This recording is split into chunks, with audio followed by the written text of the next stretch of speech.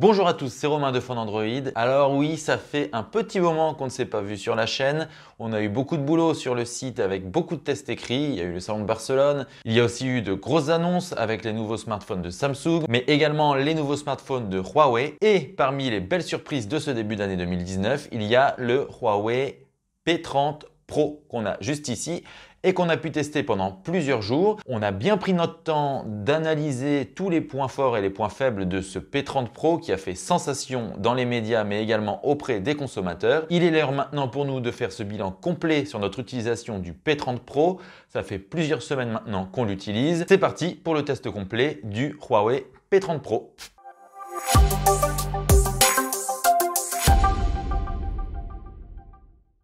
Alors Huawei en 2019 veut attaquer le marché très fort puisque le constructeur a réussi en 2018, fin 2018 exactement, à surpasser Apple et à se classer numéro 2 mondial. Les prétentions de Huawei sont très fortes puisque le constructeur souhaite devenir numéro 1 mondial d'ici 2020 et dépasser Samsung. Pour y parvenir, la marque a donc décidé de lancer un produit vraiment très intéressant et particulièrement axé sur la photo. C'est donc le P30 Pro qu'on a juste ici et qu'on a utilisé plusieurs jours. Le P30 Pro, à première vue, il ressemble à un mix du Mate 20 Pro lancé fin 2018 et du P20 Pro lancé début 2018. Alors en quoi il ressemble au Mate 20 Pro? Eh bien d'abord à ses lignes qui sont très arrondies et à ses bordures incurvées des deux côtés, au dos et également du côté de l'écran, mais il est aussi très vertical comme le P20 Pro. On notera que les bordures inférieures et supérieures sont plates et que Huawei a fait ce choix pour pouvoir bien tenir le smartphone en main,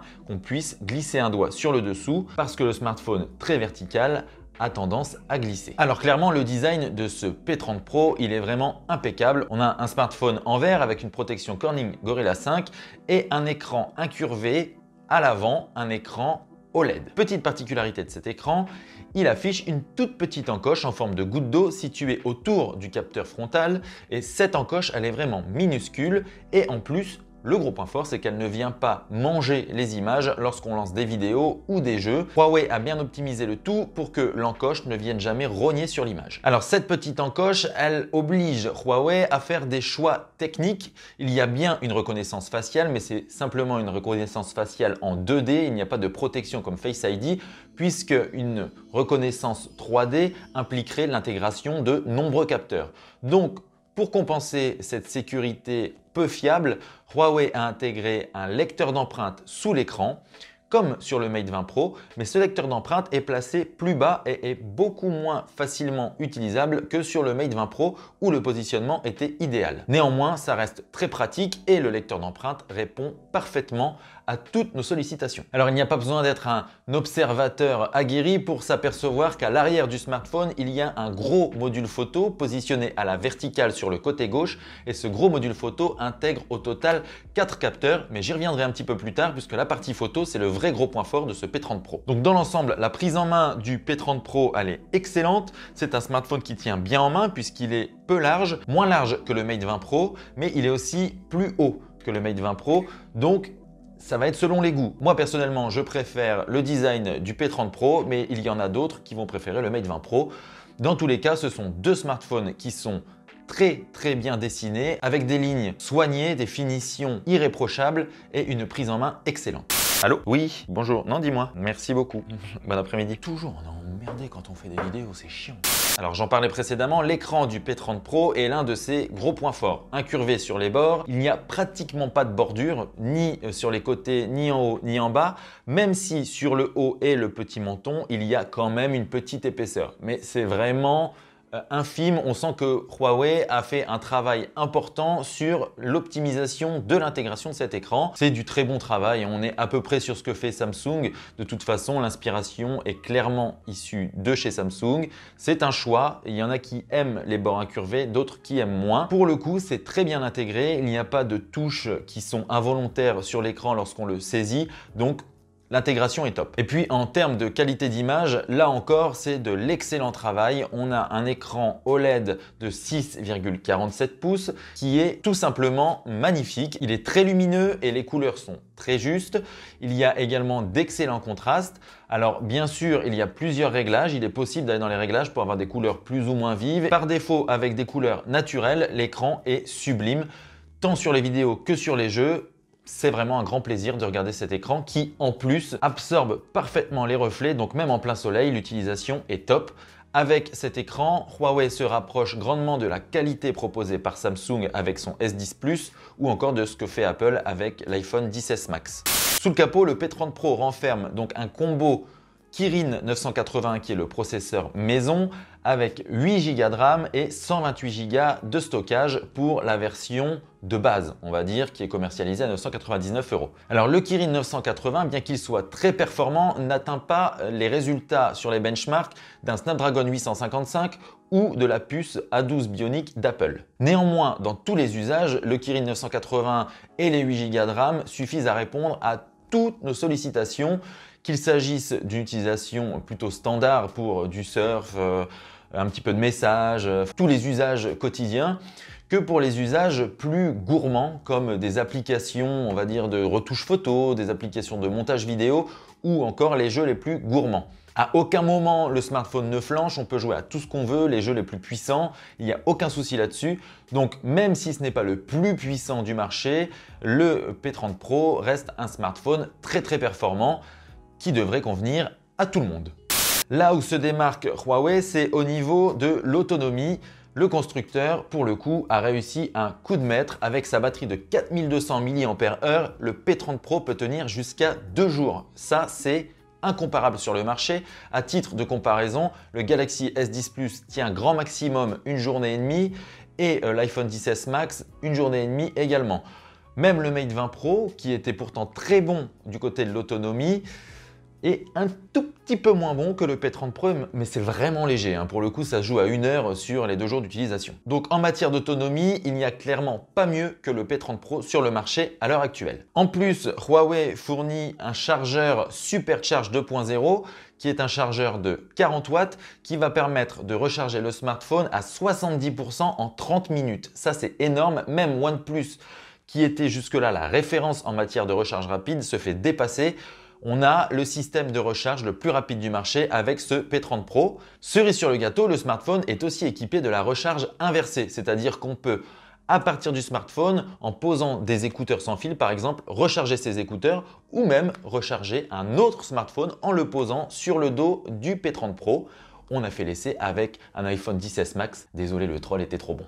Et on attaque maintenant le gros point fort de ce P30 Pro, c'est la partie photo. Huawei a énormément communiqué sur ce point. La partie photo, c'est le gros point fort du P30 Pro. C'est là où la marque a le plus travaillé et il y a beaucoup de choses à dire sur cet appareil photo. Et d'ailleurs, on fera certainement une vidéo consacrée entièrement à la partie photo. Donc là, je vais un petit peu aborder les choses de manière générale, de manière globale, en apportant quelques précisions, mais pour quelque chose de plus complet, je vous recommande soit de lire le test complet qui est dans la description, qui a été réalisé par Marc, qui est un spécialiste photo, soit d'attendre un petit peu puisqu'un test complet photo va arriver également sur le site et probablement dans une prochaine vidéo. Alors on va décomposer ce module photo qui a été co-conçu par Leica, qui est le partenaire privilégié de Huawei pour la photo. Alors au total, il y a 4 parties dans cet appareil photo. Il y a 3 capteurs plus un élément complémentaire qui s'appelle TOF, mais j'y reviens tout de suite après.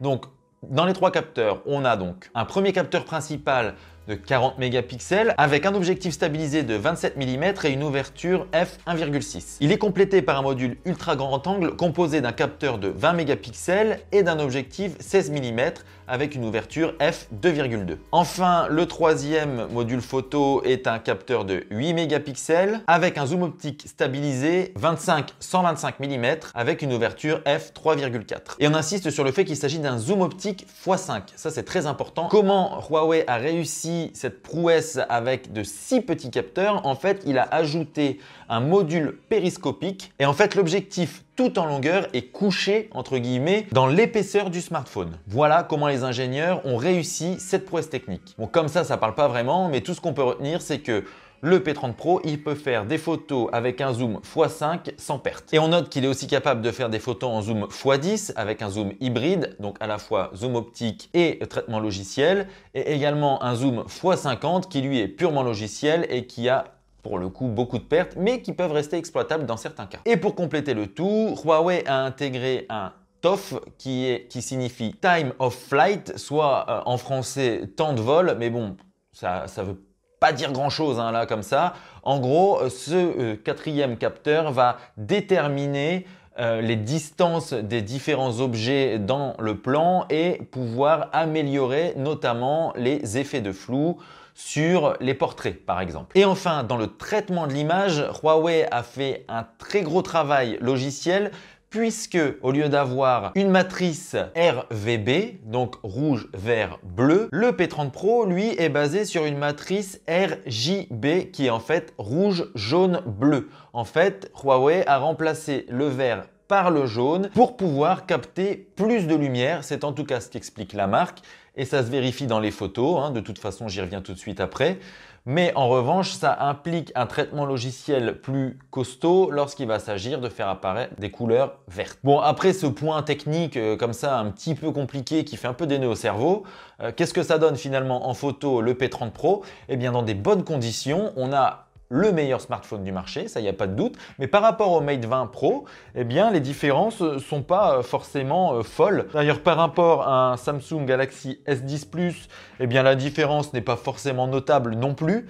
Mais c'est dans des conditions un petit peu plus extrêmes que le P30 Pro va tirer son épingle du jeu. Donc d'abord sur les zooms, hein, puisqu'il fait des zooms x5 zoom optique, là on a aucune perte de détail sur les zooms, c'est assez impressionnant. Et puis on a aussi le zoom hybride x10 qui lui est très efficace. Reste que pour avoir des clichés vraiment très détaillés, eh bien il va falloir utiliser un zoom compris entre 1 et 2 et là pour le coup c'est vraiment bluffant. Alors outre les zooms, ce P30 Pro va se distinguer aussi dans des conditions de basse lumière où là on a des résultats qui sont vraiment impressionnants et où le P30 Pro surclasse complètement la concurrence, même le Google Pixel 3 qui était la référence jusqu'à maintenant. On notera que le mode nuit du P30 Pro va nécessiter un temps de pause très long pour capter un maximum de lumière et toujours conserver beaucoup de détails. Le petit point faible de ce mode nuit, c'est qu'on se retrouve avec des photos de nuit qui ressemblent à des photos de jour et ce n'est pas forcément le but recherché lorsqu'on fait des photos dans de basses conditions de lumière. En revanche, pour les portraits, on n'a aucun smartphone qui peut égaler ce P30 Pro. Les photos sont tout simplement sublimes. On se demande même comment avec un smartphone on peut atteindre un tel niveau de détail. Les contours sont d'une précision impressionnante et l'effet de flou progressif, lui, est bluffant. On a vraiment quelque chose de très juste avec des portraits d'une très grande qualité. À ce petit jeu, aucun concurrent ne fait mieux. Ni Samsung, ni Apple, ni Google. Huawei est le maître en la matière. Autre nouveauté de ce nouvel appareil photo, eh bien, il y a l'ultra grand angle et là encore, le capteur qui va permettre de shooter ces photos est impressionnant. On a un grand niveau de détail, des couleurs très justes et également un très bon niveau de contraste. Donc avec ce piqué excellent, c'est assez bluffant et si on compare au Galaxy S10 Plus, là encore, le P30 Pro fait mieux. Enfin à l'avant, on a un capteur frontal de 32 mégapixels avec un objectif ouvrant à f2,0. Alors sans être époustouflant, eh bien, ce capteur est très bon, on a quand même un bon niveau de détail et puis on a des couleurs qui sont plutôt réalistes. En revanche, on peut noter une tendance à la surexposition avec des couleurs un peu plus flashy et puis des teints un peu blancs. Mais bon, on chipote un peu parce que vraiment les clichés dans leur globalité sont assez ahurissants. Donc oui, sur le terrain de la photo, ce P30 Pro est le maître à bord, mais il faut comparer aussi à ce qui existe par rapport à un S10 Plus ou à un Mate 20 Pro. Est-ce que la différence va justifier, et notamment par rapport au Mate 20 Pro, de dépenser plus pour se l'offrir? Les photographes avertis, eux, vont forcément préférer le P30 Pro qui a vraiment beaucoup d'avance sur la concurrence, mais les utilisateurs qui shootent des photos par-ci par-là verront pas vraiment intérêt à se tourner vers le P30 Pro puisque un Mate 20 Pro ou un S10 Plus font à peu près le même travail. D'ailleurs, nous, dans notre test, on a utilisé le zoom vraiment pour voir de quoi il était capable, mais au quotidien, depuis qu'on utilise le smartphone, eh bien le zoom, on l'utilise plutôt rarement. Et oui, la question des usages, ça reste quand même la question la plus importante. Et même si c'est un condensé de technologie, eh bien, il faut encore que les utilisateurs profitent pleinement de ces nouveautés. Mais bon, ça, c'est un autre débat. Alors, ce P30 Pro, il n'est pas parfait. même si on a l'impression là que tout est beau et tout est rose, il a quand même un défaut majeur, c'est son interface. Alors EMUI 9 est bien basé sur Android Pie, mais le problème c'est que l'interface elle commence à prendre un petit coup de vieux. Huawei n'a pas fait de gros travail de ce côté, on est sur quelque chose qui ressemble à ce que faisait le Mate 20 Pro, qui lui-même ressemble à ce que faisait le P20 Pro. Donc depuis un an, il n'y a pas de grosses évolutions du côté de l'interface chez Huawei. Et en parallèle, on a Samsung qui nous a sorti une interface One UI qui est tout simplement irréprochable et qui a donné un sacré coup de jeune à Android. L'interface est même particulièrement élégante sur les smartphones Samsung. Alors là, on a l'interface Huawei qui est toujours efficace, qui permet de personnaliser plein de choses, qui a plein d'atouts, ça, il n'y a pas de doute là-dessus. Mais au niveau des lignes, au niveau des codes et de la charte, tout simplement de la charte graphique, le Huawei P30 Pro est un petit cran derrière la concurrence. Il va être temps, Huawei, de travailler sur la partie logicielle. Et puis du côté de l'audio aussi, ce P30 Pro est un petit peu décevant alors qu'on a des concurrents comme Samsung qui ont mis le paquet avec du son stéréo, du Dolby Atmos, un rendu assez impressionnant en termes de qualité audio. Huawei est pas foufou, on a un son mono malheureusement. Alors bien sûr, il prend en charge la PTX HD, mais il n'y a pas de port jack alors que sur le S10 Plus, il y en a un. Huawei explique l'absence de ce port jack par l'intégration d'antennes 4G très puissantes, mais le smartphone de Samsung lui aussi les intègre. En réalité, Huawei a préféré mettre une batterie plus imposante pour favoriser l'autonomie, qui est un critère de choix plus important pour les utilisateurs, et de retirer la prise jack qui, elle, n'est plus indispensable pour beaucoup. Donc c'est un peu dommage ce petit retard sur l'audio parce que le smartphone n'était pas loin d'être parfait, tout simplement. Alors tournons-nous maintenant vers le prix de ce P30 Pro. Il est proposé à 999 € dans sa version 128 Go avec 8 Go de RAM, et on note qu'il y a la possibilité d'intégrer une NM card, donc pas de micro SD, mais les cartes maison signées Huawei qui peuvent être ajoutées donc dans le slot pour la nano SIM. Donc à 999 €, ce P30 Pro est légèrement plus abordable que le S10 Plus par exemple, et le S10 Plus est proposé à 1009 €. Il est beaucoup plus abordable que l'iPhone XS Max qui lui est pour le coup bien dépassé techniquement, même si iOS reste la force des smartphones Apple. Mais surtout, ce P30 Pro, il est plus cher que le Mate 20 Pro sorti il y a quelques mois, et le Mate 20 Pro qui est proposé aux alentours de 700 €. C'est une vraie alternative au P30 Pro dans la mesure où il a à peu près tous les mêmes atouts, à ceci près que la photo est plus développée sur le P30 Pro. Mais la différence est assez mince. Donc à moins qu'on soit vraiment en recherche d'un smartphone ultra calé sur la photo, le Mate 20 Pro est peut-être plus intéressant à l'heure actuelle. Mais si on attend un petit peu, ce P30 Pro va voir son prix aussi baisser légèrement, et d'ici 2 ou 3 mois, ce sera une vraie bonne affaire parce que clairement en 2019, rares sont les smartphones qu'on ait pu avoir en main et qui atteignent ce niveau d'excellence sur tous les critères. Alors oui, à 999 €, ça fait un beau petit chèque quand même à verser pour se faire plaisir, mais c'est le prix de l'excellence. Le P30 Pro figure à l'heure actuelle parmi les meilleurs smartphones du marché. Le seul rival crédible reste le Galaxy S10 Plus de Samsung. Voilà, cette vidéo de test du P30 Pro est maintenant terminée. Merci à tous de l'avoir regardé. Je mets dans la description tous les liens qui parlent donc de ce P30 Pro. On a des comparatifs, des tests, plein de choses expliquées sur ce dernier smartphone qui vaut vraiment la peine de s'y intéresser. Je mets également dans la description tous les liens vers nos réseaux sociaux et vous pouvez bien sûr vous abonner à notre chaîne YouTube juste ici et également activer la petite cloche pour recevoir une notification dès que l'on sort une nouvelle vidéo. Merci à tous d'avoir regardé cette vidéo. À très bientôt pour de nouveaux contenus sur Fun Android. Ciao ciao!